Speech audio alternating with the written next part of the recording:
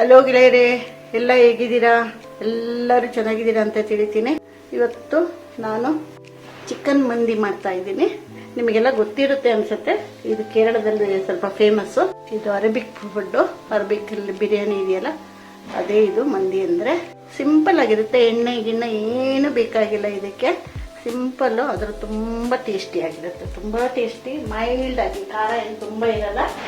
ಅದಕ್ಕೆ ಬೇಕಾಗಿರೋ ಪದಾರ್ಥಗಳು ಏನಂತ ತೋರಿಸ್ತೀನಿ ನೋಡಿ. ಇದು ಮ್ಯಾಗಿ ಕ್ಯೂಬ್ಸು ಗೊತ್ತಿದೆಯಲ್ಲ, ನಿಮಗೆಲ್ಲ ಗೊತ್ತಿರುತ್ತೆ. ಮ್ಯಾಗಿ ಕ್ಯೂಬ್ಸು ಅದೊಂದು 1 ಗ್ಲಾಸ್ ಅಕ್ಕಿಗೆ 1 ಪೀಸ್ ಬೇಕು. ನಾನಿವತ್ತು 3 ಗ್ಲಾಸ್ ಅಕ್ಕಿದು ಮಾಡೋದ್ರಿಂದ 3 ಪೀಸ್ ಹಾಕಿದ್ದೀನಿ.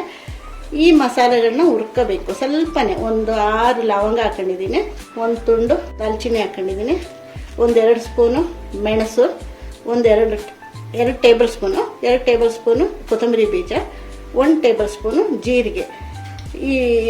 ಇದನ್ನು ಬಿಟ್ಬಿಟ್ಟು ಮಿಕ್ಕಿದ್ದನ್ನೆಲ್ಲ ನಾನು ರೋಸ್ಟ್ ಮಾಡ್ಕೊಳ್ತೀನಿ ನೋಡಿ. ಈ ಬಿಸಿ ತವಾದಲ್ಲಿ ಹಾಕ್ಬಿಟ್ಟು ಎಣ್ಣೆ ಏನೂ ಹಾಕದೆ ಇದನ್ನು ರೋಸ್ಟ್ ಮಾಡ್ಕೊಳ್ತೀನಿ.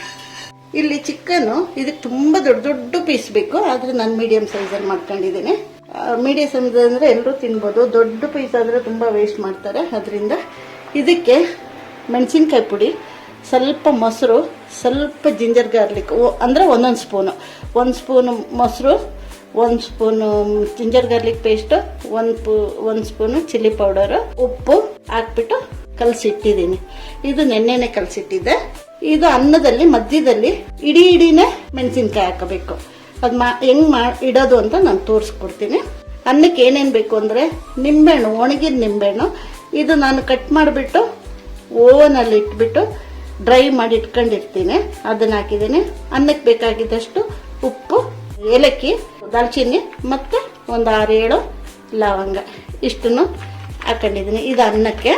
ಇದು ಮಸಾಲೆ ಮಾಡೋಕ್ಕೆ ಈರುಳ್ಳಿ, ಕ್ಯಾಪ್ಸಿಕಮ್, ಉಪ್ಪು. ನಾನು ಚಿಕನಿಗೆ ಉಪ್ಪು ಹಾಕಿರೋದ್ರಿಂದ ಇದಕ್ಕೆ ಸ್ವಲ್ಪನೇ ಉಪ್ಪು ಹಾಕ್ತಾಯಿದ್ದೀನಿ. ಉಪ್ಪೆಲ್ಲ ನೋಡ್ಕೊಂಡು ಹಾಕೊಳ್ಳಿ, ಖಾರ ಎಲ್ಲ ನೀವು ನೋಡ್ಕೊಂಡು ಹಾಕೊಳ್ಳಿ. ಇದು ಇಷ್ಟೇ ಬೇಕಾಗಿರೋ ಸಾಮಗ್ರಿಗಳು. ನಾನೊಂದು 3 ಗ್ಲಾಸ್ ಅಕ್ಕಿ ಹಾಕೊಂಡಿದ್ದೀನಿ ನೋಡಿ. 3 ಗ್ಲಾಸ್ ಬಾಸ್ಮತಿ ಅಕ್ಕಿ. ಇದಕ್ಕೆ ಸ್ವಲ್ಪ ಬಾಸ್ಮತಿ ಅಕ್ಕಿ ಹಾಕಿದ್ರೆ ಚೆನ್ನಾಗಿರುತ್ತೆ. ಅದಕ್ಕೆ ನಾನು ಬಾಸ್ಮತಿ ಅಕ್ಕಿ, ಇಂಡಿಯಾಗೆ ಬಾಸ್ಮತಿ ರೈಸ್ ಇದೆಯಲ್ಲ, ಅದು ಹಾಕೊಂಡಿದ್ದೀನಿ. ನಾನೀಗ ಮಸಾಲ ಪುಡಿ ಮಾಡೋದ್ರಲ್ಲಿ ನಾನು ಇದನ್ನು ಹುರಿದ್ಬಿಟ್ಟು ಹಾಕೊಂಡ್ಬಿಟ್ಟು ಪುಡಿ ಮಾಡ್ಕೊತೀನಿ.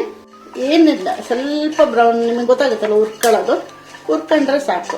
ಪಟ ಅನ್ನೋಷ್ಟೊತ್ತಿಗೆ ಹುರ್ಕೊಂಡ್ರೆ ಸಾಕು ಅಷ್ಟೆ. ಅಕ್ಕಿನ ನಾನು ನೀರಲ್ಲಿ ಹಾಕ್ಬಿಟ್ಟು ಒಂದು 10 ನಿಮಿಷ ನೆನೆಸ್ಕೊಳ್ತೀನಿ.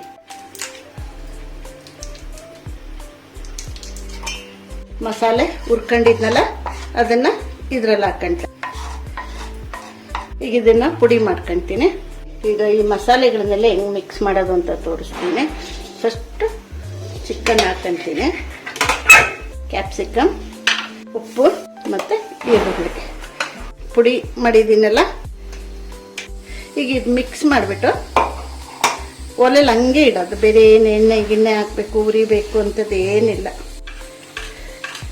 ನಾನೊಂದು 10 ನಿಮಿಷ ಬೇಯಿಸ್ಕೊಳ್ತೀನಿ ಅಷ್ಟೇ. ಅನ್ನಕ್ಕೆ ನಾನು ನೀರಿಟ್ಟಿದ್ದೆ, ಕುದಿಯೋಕ್ಕಾಯ್ತು, ನೆನೆಸಿಟ್ಟಿದ್ದೆ 10 ನಿಮಿಷ. ಇದು ಬಾಸ್ಮತಿ ಅಕ್ಕಿ. ಒಂದು 70-80% ಬೆಂದರೆ ಸಾಕು. ಆಮೇಲೆ ಬಸ್ತು ಇಟ್ಕೊಳ್ತೀನಿ. ನಿಂಬೆಹಣ್ಣು ಒಣಗಿದ್ದು, ದಾಲ್ಚಿನ್ನಿ, ಏಲಕ್ಕಿ, ಲವಂಗ, ಉಪ್ಪು, ಇದನ್ನು ಹಾಕ್ಕೊಳ್ತೀನಿ.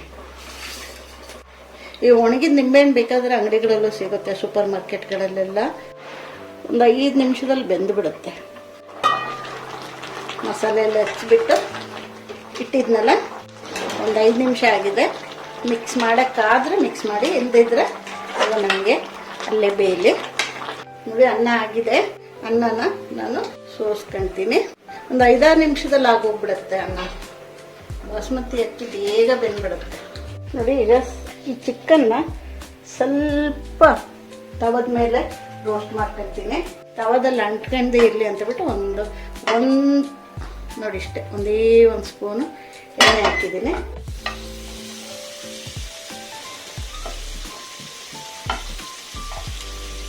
ಓಪನ್ ಆಗಿ ಇರಲಿ, ಮುಚ್ಚೋದೇನು ಬೇಕಾಗಿಲ್ಲ. ಒಂದು ಸ್ವಲ್ಪ ಹೊತ್ತಾದ್ಮೇಲೆ ಮುಚ್ಚುತ್ತೀನಿ. ತಿರುಗಿಸಿ ಹಾಕೊಳ್ತೀನಿ.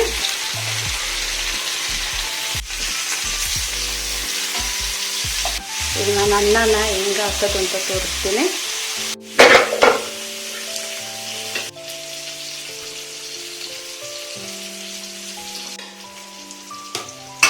ನೋಡಿ ಈ ಗ್ರೇವಿನ ಈಗ ಇದ್ರ ಮೇಲೆಲ್ಲ ಹಾಕೊಂಡ್ಬಿಡ್ತೀನಿ. ನೋಡಿ ಮೆಣಸಿನ್ಕಾಯಿನ ಈ ಥರ ಚುಚ್ಚಿಟ್ರೆ ಸಾಕು. ಅದ್ರ ಮೇಲೆ ಈ ಚಿಕನ್ ಫ್ರೈ ಮಾಡಿದ್ದೀವಲ್ಲ ಆ ಥರ ಜೋಡಿಸಿಟ್ಕೊಳ್ಳೋದು. ಎಲ್ಲ ಹಾಕಿ ಇಟ್ಟಿದ್ದೀನಿ. ಮುಚ್ಚಿಬಿಟ್ಟು ಗ್ಯಾಸ್ ಮೇಲೆ ತವ ಇಟ್ಟಿದ್ದೀನಿ. ಅದ್ರ ಮೇಲೆ ಒಂದು 10 ನಿಮಿಷ ಲೋ ಫ್ಲೇಮಲ್ಲಿ ದಮ್ಮಲ್ಲಿ ಇಡ್ತೀನಿ. ಫ್ರೀ ಹಿಟ್ ಮಾಡಿ ಇಟ್ಟಿದ್ದೀನಿ.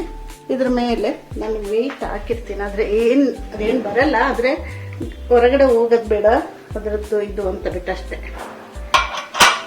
ಸಿಂಪಲ್ ಆಗಿದ್ದು, ಎಣ್ಣೆ ಏನು ಇಲ್ಲದೆ ಇದ್ದಿದ್ದ ಪದಾರ್ಥ ಇದು. ನೀವೆಲ್ಲರೂ ಮಾಡಿ. ಸಿಂಪಲ್ ಆಗಿದೆ, ಆದರೆ ತುಂಬ ಟೇಸ್ಟ್ ಆಗಿರುತ್ತೆ. ಎಲ್ಲರಿಗೂ ಇಷ್ಟ ಆಗುತ್ತೆ. ಎಲ್ಲರಿಗೂ ಇಷ್ಟ ಆದರೆ ಲೈಕ್ ಮಾಡಿ, ಶೇರ್ ಮಾಡಿ, ಸಬ್ಸ್ಕ್ರೈಬ್ ಮಾಡಿ, ಆಮೇಲೆ ಕಮೆಂಟ್ಸ್ ಮಾಡಿ. Thank you.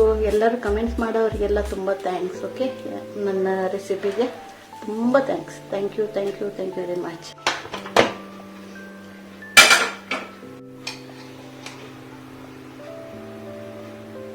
ಈಗ ಮಿಕ್ಸ್ ಮಾಡ್ತಾ ಇದ್ದೇನೆ ನೋಡಿ.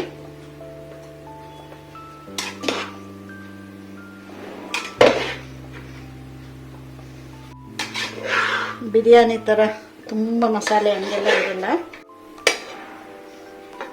ಮೈನಸ್ ಮತ್ತು ಸಾಸ್ ಜೊತೆಗೆ ಸರ್ವ್ ಮಾಡಿದರೆ ಆಯಿತು.